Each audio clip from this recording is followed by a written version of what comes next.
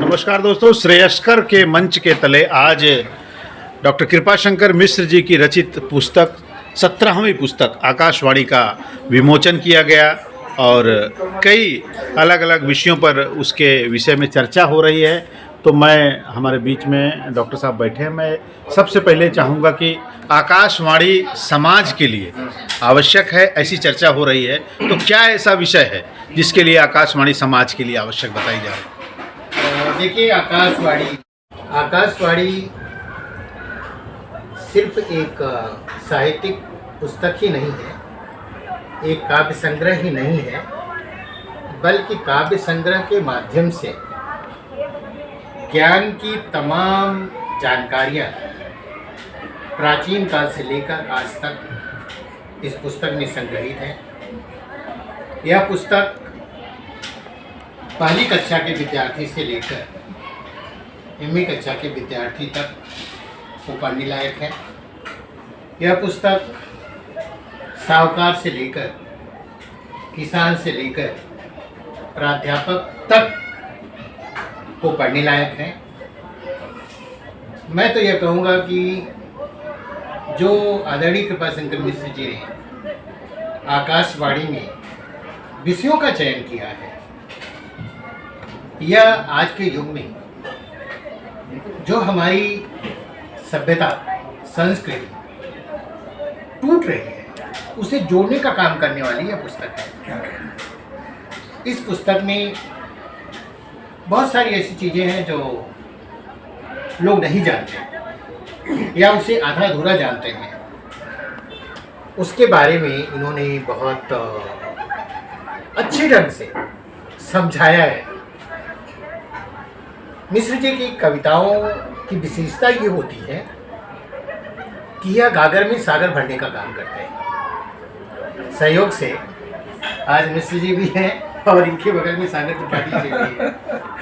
तो जैसे कहा गया है कि बिहारी के बारे में, सत सैया के दोहरे जो नावत के तीर देखन में छोटे लगे गाँव करे गंभीर, वैसे ही आकाशवाणी की कविताएं आधुनिकता से परिपूर्ण है, संस्कृत से परिपूर्ण है, ज्ञान से परिपूर्ण है, साहित्य से भरपूर है। इसमें कबीर भी है, रसखान भी है। और इन कविताओं की विशेषता ये है कि पूरी कविता पढ़ने के बाद जब आप अंत में जाते हैं तो उसका सार भी मिल जाता है। तो इस तरह से आकाशवाणी सचमुच इस आधुनिक युग की, जब इस समय चारों तरफ समाज ज्वालामुखी के मुंह पर भ्रष्ट होने के लिए बैठा है कि जिसे ज्वालामुखी फटेगी और पूरा समाज की जो संस्कृति है नष्ट हो जाएगी, आज ऐसे मुकाम पर समाज है और उसे संवारने का काम आकाशवाणी करेगी, मुझे ऐसा विश्वास है। इसमें तिरंगे की बात भी है और इसमें मानस की बात भी है, इसमें महाभारत की बात भी है, इसमें सभ्यता भी है, संस्कृत भी है और आज के बनते और टूटते मूल्यों पर भी करारा व्यंग आपने किया है। तो कुल मिलाकर बहुत अच्छी पुस्तक है। मैं आपको बहुत बधाई देता हूँ ऐसी पुस्तक देने के लिए। डॉक्टर साहब, एक प्रश्न तो ये भी बनता है कि इस तरह के समाज उपयोगी अगर पुस्तक बनी है तो जन जन तक पहुंचाया जा सके, इसके लिए संस्थागत या जैसे अब आप एक शिक्षक के रूप में आज महाराष्ट्र में बहुत बड़े स्तर पर कार्य कर रहे हैं, आपके विचार छपते हैं, लोग पढ़ते हैं, उसके हिसाब से लोग काम करते हैं, तो आप अपने स्तर से किस तरह से इसको समाज तक पहुंचाने का प्रयास करें? ऐसा है कि गरज लेखक को नहीं होती, गरज हर परिवार के लोगों को होती है। अगर लोग अपने बच्चों को मूल्यों से नहीं जोड़ेंगे, संस्कारों से नहीं जोड़ेंगे, तो उनका भी जो बढ़ती उम्र का बुढ़ापा है ना, सत्यानाश होगा, वही पीढ़ी करेगी। इसलिए आज आम परिवारों की जरूरत है कि आकाशवाणी जैसी पुस्तक को अपने घर में रखें यह जो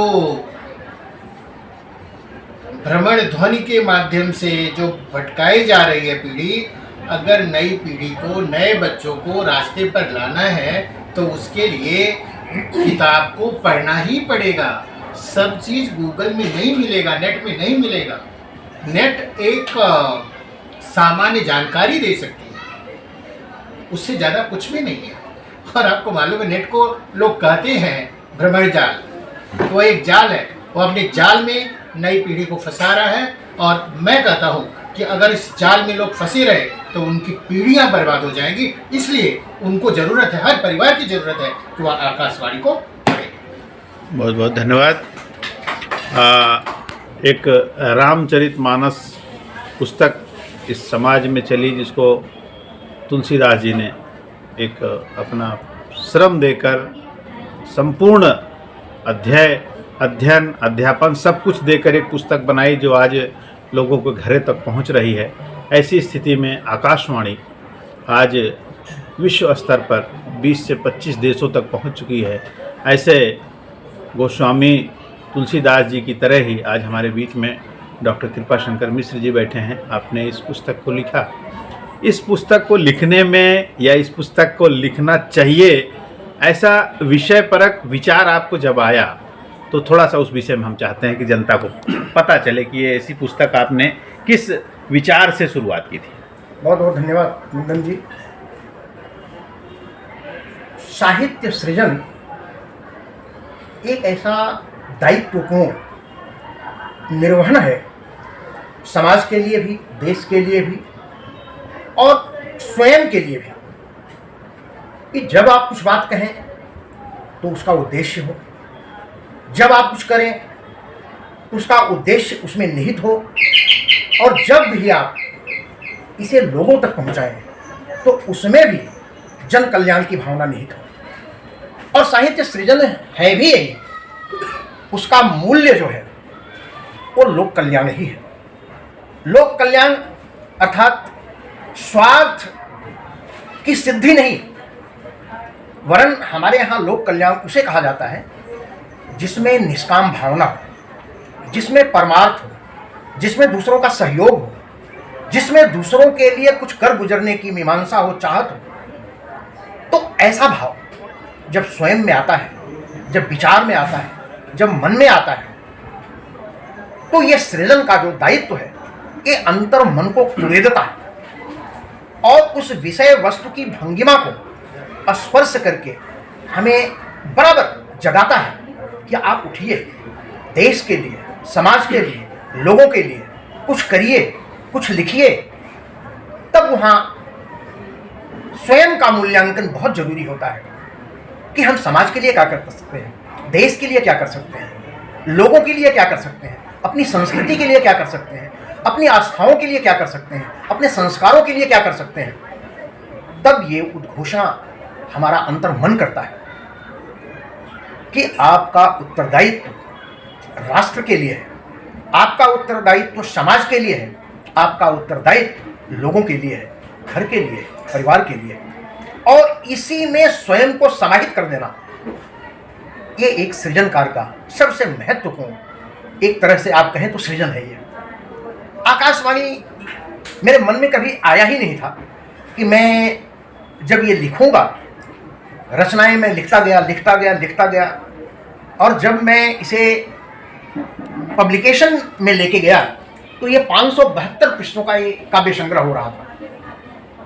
तो कई लोगों ने मुझे सुझाव दिया, इसके जो 4 सोपान हैं, मैंने 4 सोपान जो है धर्म, अर्थ, काम, मोक्ष को लेकर के निश्चित किया था, लेकिन उसमें 2 सोपान पहले हो, एक राष्ट्रीय और एक साहित्यिक।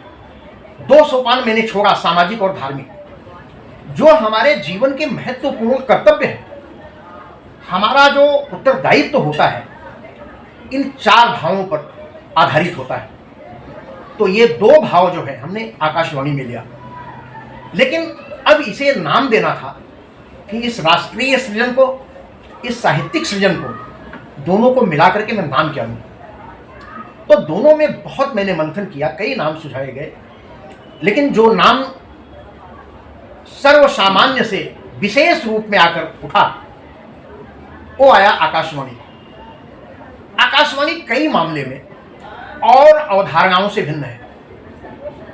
जैसे एक राष्ट्रवादी जो होता है वो राष्ट्र से बड़ा किसी को नहीं मानता, यहां तक कि ईश्वर भी उसके सामने नतमस्तक है, छोटा होता है।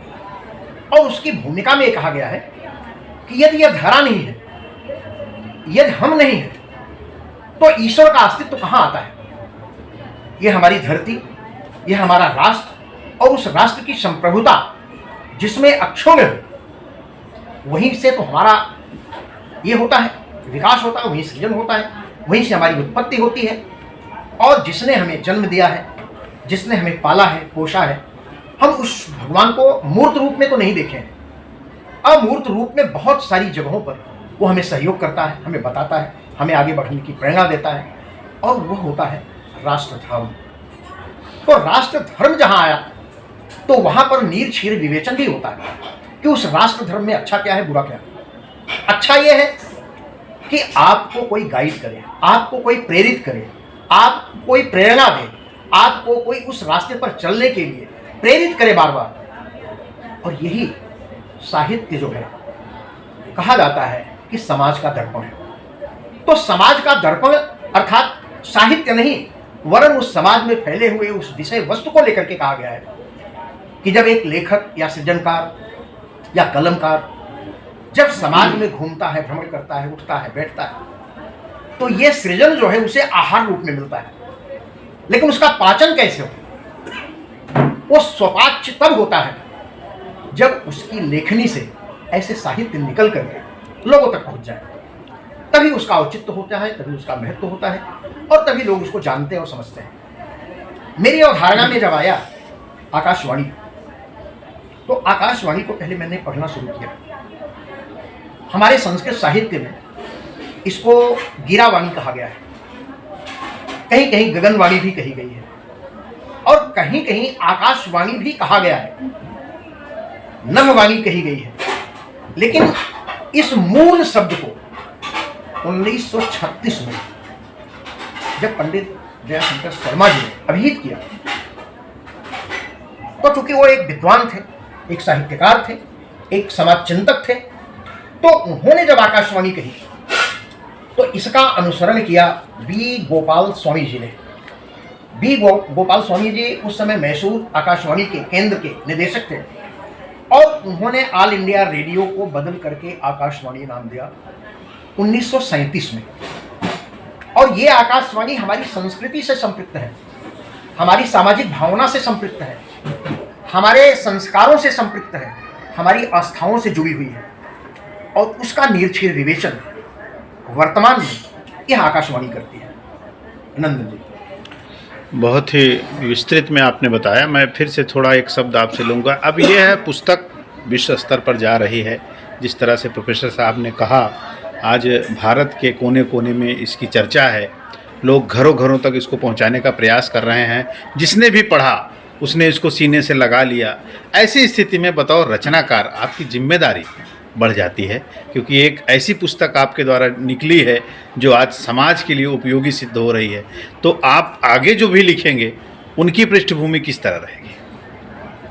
देखिए, लेखक जब कोई रचना करता है तो पहले से ये निश्चित नहीं करता है कि मैं यह करूँगा, इस तरह करूँगा, वरन स्वभावगत। मैंने जैसे कि पहले भी बताया कि समाज में जो ये विषय वस्तु है ना, ये घूमती रहती है, कभी गरीबी के रूप में, कभी अमीरी के रूप में, कभी दुख के रूप में, कभी दर्द के रूप में, कभी पीड़ा के रूप में, कभी खुशियों के रूप में। मेरा प्रश्न समझिए, देखिए जैसे अभी आपने कहा सामाजिक समस्याओं की चर्चा, जस्ट अभी आपने कहा, मेरा यही कहना है कि जब आप इसी के इर्द गिर्द घूम के आपने इतनी महान पुस्तक लिखी, तो आगे भी आपकी जिम्मेदारी, लोग आपसे उम्मीद करेंगे, समाज को जगाने का काम निरंतर आप करते रहेंगे, तो आगे के लेख में आपकी कुछ जिम्मेदारियाँ बढ़ेंगी। और मेरी जिम्मेदारी ये होगी कि जैसे मैंने पहले ही बताया कि इसके 4 जो सोपान मैंने निश्चित किए थे, दूसरे 2 सोपान जो आए उसमें एक सोपान है धार्मिक और उसका चौथा सोपान है सामाजिक। तो ये हमारा जो धर्म, अर्थ, काम, मोक्ष, ये इन्हीं 4 सोपानों से जुड़ा हुआ है। हमारे राष्ट्र से जुड़ा हुआ है, हमारे समाज से जुड़ा हुआ है, हमारी धार्मिकता से जुड़ा हुआ है, हमारे आचरण और व्यवहार से जुड़ा हुआ है, यही है। और इसी का विभाजन जो है जब हम करते हैं तो हमारा उत्तरदायित्व तो तब बढ़ता है कि ये कहा जाता है कि मैंने एक बार ऐसे व्हाट्सएप पे एक डाला था कि पुरुष पौरुषे या पुरुषत्व, इसका विवेचना कैसे की जाती है। तो पुरुष जो होता है वो पुरुषत्व कैसे बन जाता है, पुरुषत्व कैसे अपौरुषेय बन जाता है, और जब अपौरुषेय स्थिति बनती है उसका जो वर्गीकरण किया जाता है वही समाज की सभी समस्याओं को उठाता है और उसके प्रति समाज को सजग करता है। तो ये हमारे जो चारों आयाम हैं ये हर विषय वस्तु से जुड़े हुए हैं, समाज की समस्याओं से जुड़े हुए हैं, अंतर्मन से जुड़े हुए हैं और उसके उपादान से भी जुड़े हुए कि उसका निराकरण कैसे हो, उसे किस तरह से किस दिशा में आगे बढ़े तो उसका निराकरण हो। नंदन, देखिए अभी इस विषय को लेकर प्रोफेसर साहब कुछ बोलना चाहते थे, मैं चाहता हूं कि आप अपना वक्तव्य दें। मैं ये कहना चाहता हूँ कि जो लेखक है वह समाज के प्रति प्रतिबद्ध होता है, उसकी जिम्मेदारी होती है। जो सामाजिक संरचना है उसमें कहीं न कहीं वह वृद्धि करना चाहता है, समाज को सुधारना चाहता है। कृपाशंकर मिश्र जी एक सुधी पाठक भी है। जो आपका एक सवाल था कि आपने इतनी समस्याओं को उठाया है, तो मेरा कहना यह है कि इन्होंने समस्याओं को जाना है, समझा है। लोग क्या करते हैं, अक्सर समस्याओं को उठा लेते हैं और उठाने के बाद सोचते हैं कि उनका दायित्व खत्म हो गया। लेकिन जो साहित्यकार है वह सामाजिक संरचना का रक्षक भी होता है। अगर वह समाज में परिवर्तन नहीं कर पाता, समाज को सुधारने का कार्य नहीं कर पाता, उसके ऊपर बड़ा दायित्व होता है लेखक पर। इनकी पुस्तक की यह विशेषता है कि इन्होंने समस्याओं को उठाया भी है और उसका समाधान भी प्रस्तुत किया है। जो इस पुस्तक की सबसे बड़ी विशेषता मुझे लगती है कि यह पुस्तक सिर्फ समस्याओं का गुलदस्ता नहीं है, बल्कि यह समस्याओं का निराकरण का एक अच्छा खासा ग्रंथ भी है। यही मेरा। देखिए समाज तो एक चित्रपट है, उससे बहुत सारे लोग देख के, जैसा कहते हैं ना कि नाटक का देख के नाटक का रूपांतर लिख दिया, ये भी एक तरीका होता है। और एक होता है जो स्वयं प्रेरित होकर। तो मैं डॉक्टर साहब से एक अंतिम प्रश्न करूंगा कि आपके जीवन दर्शन में ये सब चीज़ें आई, ये तो जो आपके 17 पुस्तकें जिस तरह से मैं देख रहा हूँ, उनके लेख कहीं ना कहीं ये चित्रपट से कॉपी किए हुए दृश्य नहीं दिखता है। तो आपके जीवन में ये सारी चीज़ें आई, चूँकि आप प्रयागराज इलाहाबाद विश्वविद्यालय के स्टूडेंट रहे हैं, तो कुछ संक्षिप्त में कि जो चीज़ें जो आपके जीवन को प्रभावित की, तो उस कुछ पहलू उसमें डालिए। इसमें नंदन जी मैं कई बातों को लूँगा, क्योंकि किसी एक व्यक्ति या किसी एक व्यक्तित्व या किसी एक अवधारणा को लेकर के सृजन किया नहीं जा सकता है। उसमें बहुत सारे लोगों का समावेश होता है समय समय पर। हम कैसा चाहते हैं, किस तरह चाहते हैं, क्या चाहते हैं, और उसमें लोगों की जो एक तरह से बात आती है वो बड़ी प्रेरणादायी होता है। ये प्रेरणा है, मैं आपको बताऊं कि जब मैं हाई स्कूल तक मैंने महाराष्ट्र मुंबई में शिक्षा अपनी की, और हाई स्कूल के बाद जब मैं गांव गया तो गांव का जो माहौल था वो पूरा धार्मिक और सहिष्णु होता है, सामाजिकता को लेकर के होता है, राष्ट्र प्रेम को लेकर के होता है। इसी संदर्भ में मैंने वहाँ एक रामलीला समिति का गठन किया, और रामलीला समिति का गठन करने के पश्चात उसके नाट्यांकन में, उसके मंचन में जो कुछ भी जोड़ना या घटाना पड़ा, उसे मैंने जोड़ घटा करके एक नाट्य काव्य संग्रह लिखा, श्री रामायणांकन, जो उसके बिल्कुल उसके मंचन का एक एक सूत्र जो है उसको निर्दिष्ट करता है। तो ये धार्मिक आस्था का प्रश्न मन में बराबर विचरण करने लगा। मैंने उसके पहले कभी रामचरितमानस को कुछ अंशों में पढ़ा हो तो मैं नहीं जानता, कुछ लोगों के द्वारा मैंने कभी कथा में सुना हो तो भी मेरे बहुत स्मरण में नहीं आता। लेकिन जब ये रामलीला का मंचन हुआ तो कम से कम मुझे स्मरण है कि मैं 200 से अधिक बार मैंने श्री रामचरितमानस का वाचन किया है, 200 से अधिक बार। और वो उसमें सारा दर्शन आता है, उसमें सारे विचार आते हैं, उसमें सामाजिकता आती है, उसमें परिवार की परंपरा के मर्यादा के निर्वाह का एक जो दायित्व मिलता है वो आता है। हम कैसे हैं, हमारा घर कैसे है, हमारा परिवार कैसे है, हमारा समाज कैसे है और उसमें हमें किस तरह से रहना चाहिए, ये बड़ी बात होती है। तो ये हमारी संस्कृति के प्रति प्रेम, हमारे संस्कारों के प्रति हमारी जो भावना है, हमारी जो विरासत है, जो परंपरा से हमने पाई हुई है। हमारे घर में माता पिता दादा दादी ये बैठते हैं, एक दूसरे के सामने लोग बैठते नहीं, वो मर्यादा जो होती थी, उन मर्यादाओं का आप कहीं भी देखेंगे हमारी आकाशवाणी में आपको अमर्यादित, अभद्र या अश्लील या कोई ऐसे शब्द नहीं मिलेंगे जिसकी व्युत्पत्ति अगर आप करें तो आपको लगेगा अरे यार ये तो बड़ा बेकार शब्द आपने संचित कर लिया, इसमें चुन लिया।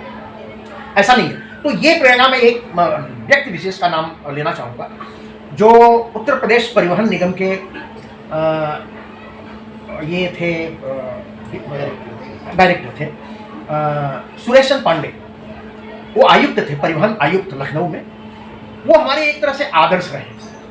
आदर्श इस मामले में रहे हैं कि उनका सात्विक जीवन, वो इतने उच्च पदस्थ थे लेकिन फिर भी उन्होंने अपने पूरे जीवन का जो अपना ये किया, भोग किया, वो इतना सात्विक था कि कहीं ऐसा लगता नहीं था कि एक आरटीओ और इस तरह का जीवन व्यतीत कर सकता है। बिल्कुल सिंपल, साधारण और ज्ञान के तो भंडार में कहूँगा कि जिसने पहले अटेम्प्ट में आईएएस क्वालिफाई किया हो, सिलेक्शन नहीं हुआ, वो संयोग की बात है। पीसीएस 4 बार उन्होंने क्वालिफाई किया लेकिन अंतिम बार उनका सिलेक्शन हुआ। ये सब अपने आप में आश्चर्यजनक था और हम लोग उन्हीं की विधा पे चलने वाले लोग थे प्रयाग यूनिवर्सिटी में। और जीवन में अभावों को कोई महत्व में हम लोगों ने नहीं दिया कि हमारे जीवन में अभाव क्या है, बल्कि उसे स्वभाव में ग्रहण किया, खुशी में ग्रहण किया कि ये अभाव जीवन का अंग है, आज नहीं तो कल ये दूर हो जाएगा।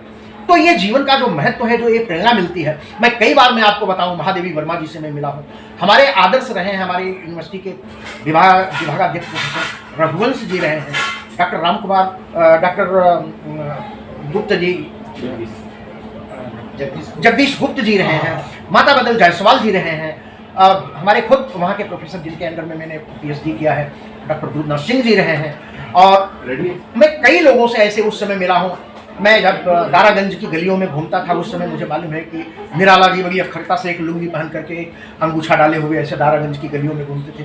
तब उतना महत्व मैंने उन लोगों को कभी दिया नहीं, लेकिन जब उनकी किताबें मैं पढ़ता था, जब उनकी किताबों को मैंने पढ़ना शुरू किया तब मुझे लगा कि ये कितने महत्वपूर्ण लोग थे। सुमित्रा नंदन पंत जी काला काकर से उनके जब कभी इलाहाबाद यूनिवर्सिटी में आते थे, लोगों की भीड़ होती थी, हम भी जाते थे, उस भीड़ में शामिल होते थे, लेकिन इतना नज़दीकी और इतना कभी कोई सानिध्य ऐसा नहीं मिला। लेकिन बहुत बड़े बड़े साहित्यकारों से, रविंद्र कालिया हैं, ममता कालिया हैं, अमरकांत जी हैं, मैं कहानीकारों का नाम अगर बताना करूँ तो बड़े मूर्धन्य साहित्यकारों से एक तरह से बड़ा घरेलू रिश्ता जैसा था और लोगों से मिलता जुलता था। मत्स्येंद्र शुक्ल जो उत्तर प्रदेश में शिक्षा विभाग में थे, और उन्होंने, मुझे बड़ा आश्चर्य हुआ कि मैं उन्हें उनका एक पहला ये आया था सुबह का आकाश।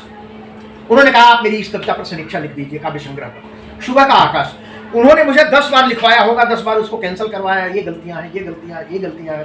तो आप देखिए कि सुबह का आकाश मेरी समीक्षा में पहली समीक्षा थी, सुबह का आकाश, जो उस समय अमरकांत के सत्य एक ये आता था, संग्रह आता था, वो अपराध पर, वो ज़्यादा अपराध बोध पर वो पूरा अपराध पर जी जी, तो उसमें मेरी पहली बार ये समीक्षा थी और इतने लोगों ने मुझे आकर बधाई दिया कि क्या बात है, इतनी बढ़िया समीक्षा आपने लिखी है सुबह के आकाश पर, बहुत। तो ये बधाइयों से क्या होता है, एक प्रेरणा मिलती है, एक ऊर्जा मिलती है, आगे बढ़ने का एक संकल्प और एक मार्ग दिखाई देता है। तो कई ऐसे लोग हैं हमारे सुरेश पांडे जी के, जिनके अंडर में वो पीएचडी कर रहे थे, जयंत साहब थे, पॉलिटिकल साइंस के विभागाध्यक्ष थे इलाहाबाद विश्वविद्यालय में। मैं पॉलिटिकल साइंस का विद्यार्थी नहीं था, लेकिन उनके घर पे जाता था, चाय पीता था, उनकी बातें सुनता था, और उसी दरमियान फिराक गोरखपुरी जी से मेरी कई बार ऐसी मुलाकात होती रहती है।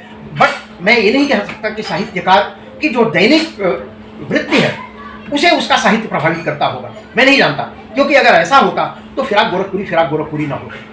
और इतनी अद्भुत जो उनकी सृजन क्षमता थी, इतने सब कुछ करने के पश्चात भी साहित्य में आज उनका नाम जो है एक ध्रुव की तरह है। तो ऐसे लोग जब मिलते थे तो मैं माना कि उस समय बहुत महत्व नहीं उनका कर पाता था, लेकिन आज वो हमारे बिल्कुल आदर्श के जैसे हैं। उनकी बातें कभी कभी जो सुनी गई हैं, जो समझी गई हैं, वो हमारे आदर्श और प्रेरणा के स्वरूप हैं। बिल्कुल समझ में आ गया। साहित्य के जिनको आज भगवान कहा जा सकता है, ऐसे लोगों की संगत आपके पास साथ रही है। वही है, कहते हैं ना कि एक सही दूध का जो चयन हुआ था वही है जो आज सुंदर बन के आगे आया है। इस कार्यक्रम के प्रायोजक हैं गायत्री टूर एंड ट्रैवल्स। त्योहारों का मौसम हो या छुट्टियों का सीजन, ऑफिस वीकेंड हो या गांव की दौड़, देश भर में कभी भी कहीं भी संपर्क करें गायत्री टूर एंड ट्रैवल्स, जो चले हर कदम आपके साथ। पालघर, महाराष्ट्र। फोन नंबर है 9823147247।